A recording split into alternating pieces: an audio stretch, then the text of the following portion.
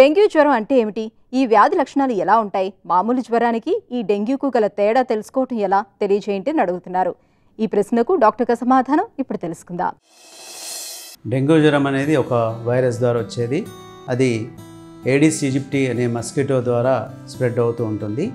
ఈ డెంగ్యూ జ్వరం యొక్క లక్షణాలు చూసినట్టయితే బ్రేక్ బోన్ ఫీవర్ అంటాం. చాలా హై ఫీవర్ ఉంటుంది, సివియర్ హెడేక్ ఉంటుంది, బ్యాక్ పెయిన్ ఉంటుంది, బాడీ పెయిన్స్ ఎక్కువగా ఉంటాయి.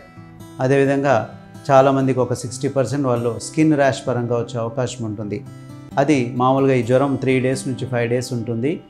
తర్వాత బ్లడ్ రిపోర్ట్స్లో చూసినట్టయితే తెల్ల కణాలు ప్లేట్లెట్స్ తగ్గుతూ ఉంటాయి. అదేవిధంగా ఈ యొక్క ప్లేట్లెట్స్ తగ్గడం అనేది డెంగ్యూలో ముఖ్యంగా జరుగుతూ ఉంటుంది. సో దీంతో పాటుగా కూడా కొంతమందికి లివర్ పైన ప్రభావం, అదేవిధంగా కడుపులో వాటర్ రావడము, లంగ్స్లో కొంచెం వాటర్ రావడం ఉంటుంది. సివియర్ ఫామ్లో డెంగ్యూ షాక్ సిండ్రోమ్ అంటాం, డెంగ్యూ హెమరేజిక్ ఫీవర్ అంటాము.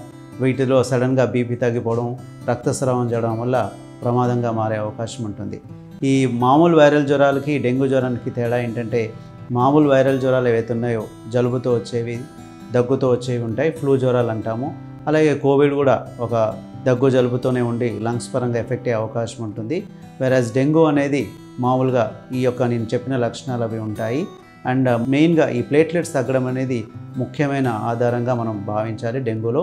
అలాగే కన్ఫర్మేషన్ టెస్ట్లు డెంగ్యూ NS1 కానీ, డెంగ్యూ యాంటీబాడీస్ కానీ, IgM IgG ద్వారా మనం డెంగ్యూ కన్ఫర్మ్ చేయొచ్చు. Early treatment, early recognition, early treatment ద్వారా డెంగ్యూని సివియర్ కాకుండా ముందు జాగ్రత్తగా తీసుకోవచ్చు. అండ్ ఇది మనం గ్రహించినట్టయితే డెంగ్యూ వల్ల ప్రమాదం రాకుండా కూడా మనం తగిన జాగ్రత్తలు, చర్యలు తీసుకోవచ్చు.